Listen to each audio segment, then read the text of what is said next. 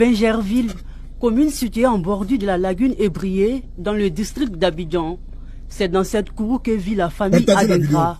Depuis 2021, le couple est plongé dans une profonde tristesse, dans le désespoir et a le sommeil troublé.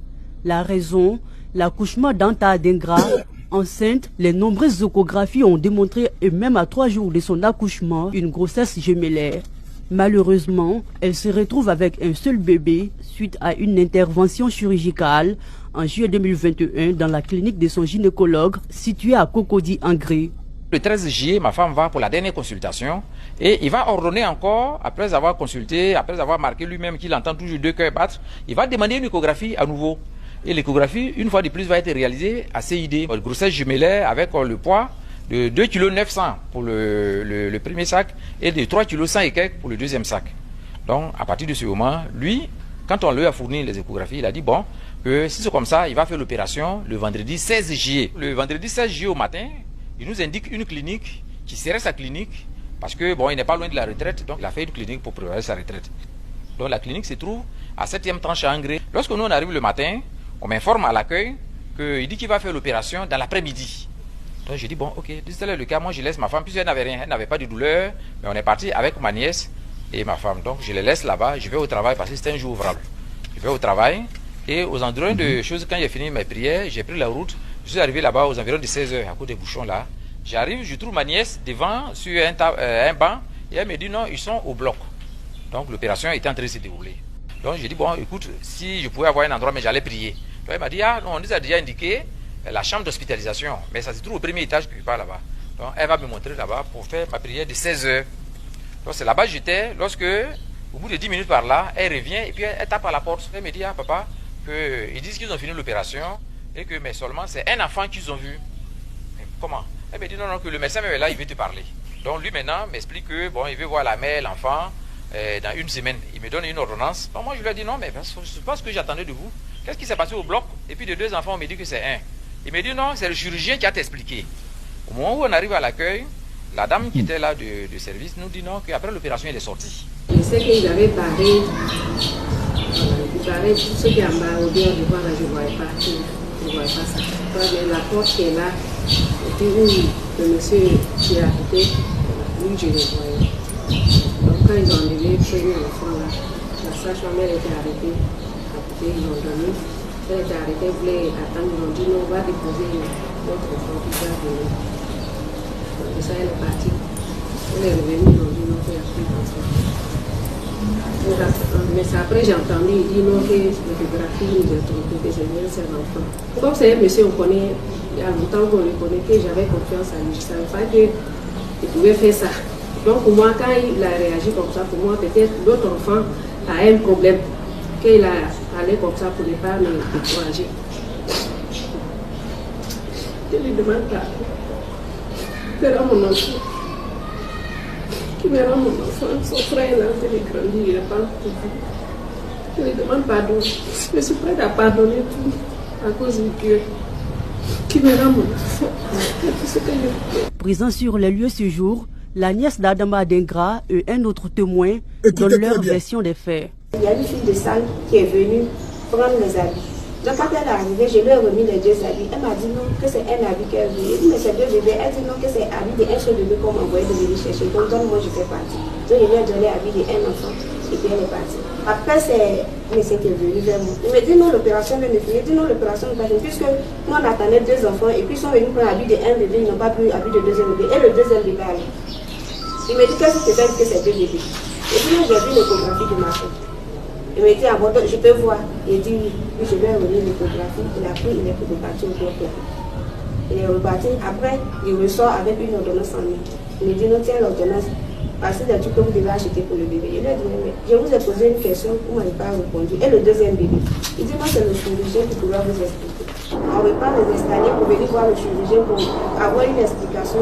C'est là qu'on nous fait savoir qu'il est sorti juste après l'opération. C'est aux alentours de 19h. Il est rentré. L'opération s'est passée entre 14h, 16h, on peut dire. Il dit, ah, Maman, que tu es là, c'est toi-même on attendait. Non, pas du tout. Que nous-mêmes, on vous attendait auparavant. Parce qu'il y a j'ai besoin d'une explication concernant l'accouchement de ma femme. Il dit non, moi-même là, je suis étonnée parce que quand j'ai ouvert le ventre, c'est moi-même j'ai fait l'opération, j'ai ouvert le ventre, j'ai fouillé partout. Mais c'était un seul enfant que j'ai trouvé, l'autre utérus était vide. Quand vous voyez l'échographie et puis le carnet, mais vous êtes vraiment un peu choqué. Ça, vous êtes un peu choqué. Et c'est ainsi que moi-même là, j'ai demandé à M. Adengra pour avoir vraiment l'esprit tranquille, qu'il me donne les échographies et autres. Et puis moi, je vais aller demander au CID qu'est-ce qui s'est vraiment passé. Il m'a dit, ah d'accord, si tel est le cas, que depuis un bon moment aussi là, il se sentait un peu bizarre. Donc pour ça, il faut qu'il ait eu aussi de lui laisser le temps pour qu'il aille demander dans son centre de santé. Et c'est comme ça, bon, il allait présenter les examens dans son centre de santé. Et le médecin a été convoqué. Après la convocation du médecin par les responsables de leur centre de santé, mais tout le temps, il était en train de nous appeler. Le gynécologue était en train de nous appeler. C'est comme ça, il nous a reçus au centre de santé. Mais je vous assure que le médecin pratiquement s'est mis à genoux pour nous demander pardon de ne pas porter plainte. Moi, je n'ai rien compris. Je lui ai dit, mais donc, moi je suis du corps médical. Tout ce que je vous demande, c'est qu'on parte au CID pour que les gens puissent nous éclairer qu'est-ce qui s'est passé. Il dit non. Vraiment, je vous demande pardon de ne porter pas plainte. Nous avons joint les gynécologues accusés par téléphone. Il nous a dit ceci. Oui, l'échographie qui s'est trompé, ce qui s'est passé, il faut le dire lui-même, vous envoyer l'affaire. C'est la justice. Donc, rendez-vous au palais de justice. Madame, je n'ai rien à vous dire. Après cet échange téléphonique, nous sommes entrés en contact avec le pédiatre qui a reçu le premier bébé le jour de l'accouchement. Il nous a donné un rendez-vous pour pouvoir s'exprimer devant notre caméra. Malheureusement, depuis ce jour, nous n'avons plus de nouvelles de lui. Toutes les tentatives pour les joindre sont restées sans suite. A-t-il été menacé? Son silence a-t-il été acheté? Lui seul pourrait nous en dire plus. Face à cette polémique, nous nous sommes rendus au centre d'imagerie diagnostique CID dans la commune du Plateau pour avoir plus de détails sur l'authenticité des 3 échographies effectuées dans leurs locaux. Retenez le CID sur le fond n'a rien à se reprocher quant à sa responsabilité. Et je ne veux pas en dire plus. Nous sommes liés par le secret de l'instruction. Selon les spécialistes qui ont requis l'anonymat, une grossesse gemellaire peut être détectée à partir de la 8e semaine. À ce stade de la grossesse, les 2 embryons peuvent être visualisés. C'est donc clair, selon eux, il ne peut pas y avoir un seul bébé à l'accouchement si l'échographie a démontré une grossesse gemellaire avec le poids, le battement de cœur et le sexe des enfants à 3 jours de l'accouchement. Selon la juge chargée de l'affaire, pour la bonne marche de l'enquête, la justice ne peut se prononcer sur le sujet devant la presse. Pendant ce temps, Anta Adengra reste inconsolable avec son seul bébé et demande que la vérité.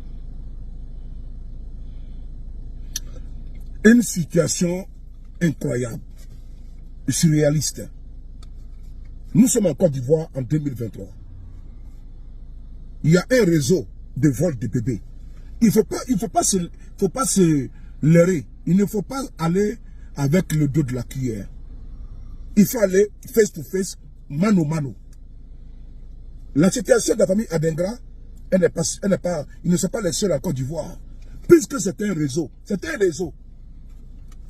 Voici une famille, une dame. L'échographie a été faite 3 jours avant l'accouchement. On nous dit, on leur dit que le premier bébé là, il fait 3 kilos et quelques. Le deuxième, 2 kilos et quelques. Et on voit que les 2 cœurs battent tranquille. Le jour de l'accouchement, on lui sort seulement qu'un seul bébé. On lui sort un seul bébé. Et vous avez vu dans le reportage, l'individu qui a fait l'accouchement avait disparu. Il est revenu aux environs de 17h et 19h. Il est parti bien camoufler, cacher le bébé dans son réseau. Et mieux, on appelle les gynécologues, il dit d'envoyer ça à la justice. Même le pédiatre est rentré en brousse. C'est tellement simple comme le bonjour que souvent, il ne faut pas rigoler avec des malfrats. Ils sont connus tous. Je dis bien, le pédiatre est connu, les gynécologues est connu. Il faut prendre tous ces imbéciles-là, vous les mettez en prison. C'est clair comme le bonjour. Il ne faut pas rigoler avec des gens comme ça. Parce qu'il faut couper la tête du serpent. Mais c'est un réseau de trafic d'organes humains. C'est un réseau de trafic humain. C'est des gens comme ça là. Vous partez à l'hôpital, ils vous enlèvent des reins. C'est des gens comme ça, ils enlèvent des organes sur vos corps, sur les cadavres de vos parents.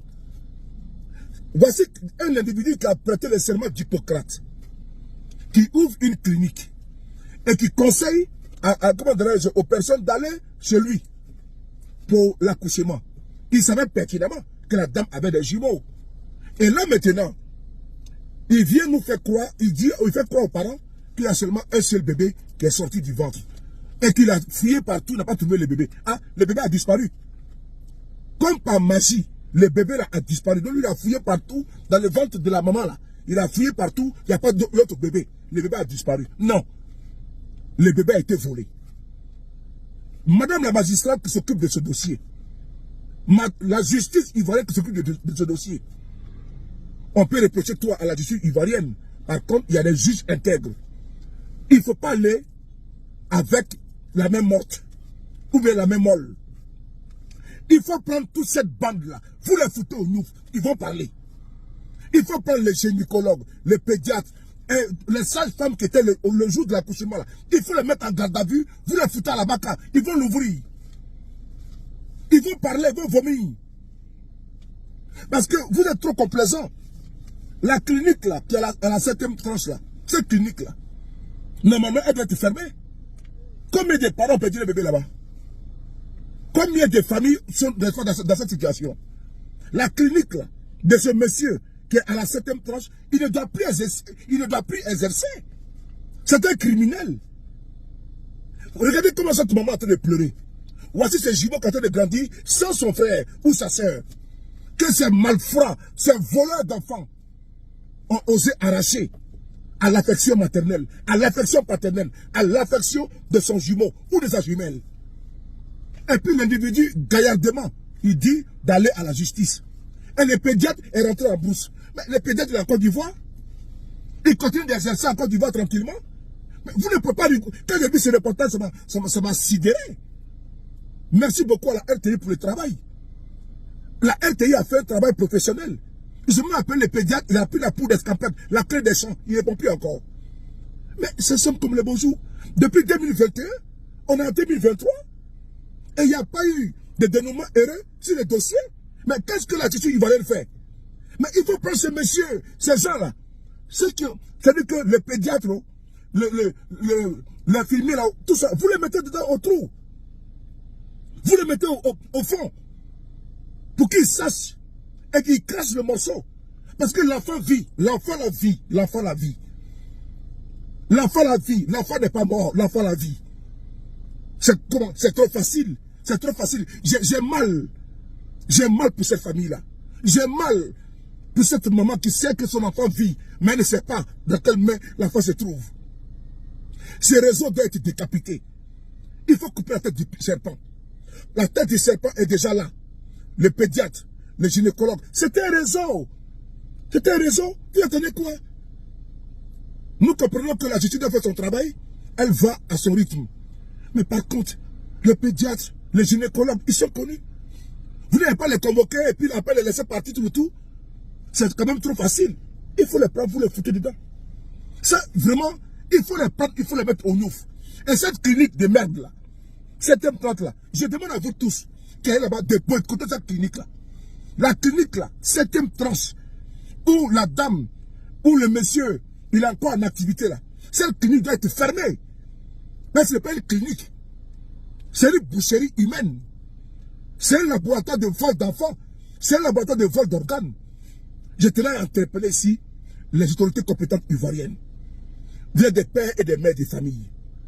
Cette famille aujourd'hui est sans issue. Cette famille ne sait pas à quel sens se vouer. Vous avez aujourd'hui la destinée de l'État de Côte d'Ivoire. Vous devez taper très dur. Vous devez être exemplaire. Oui, vous devez être exemplaire. Face à des cas comme ça, on ne doit pas jouer.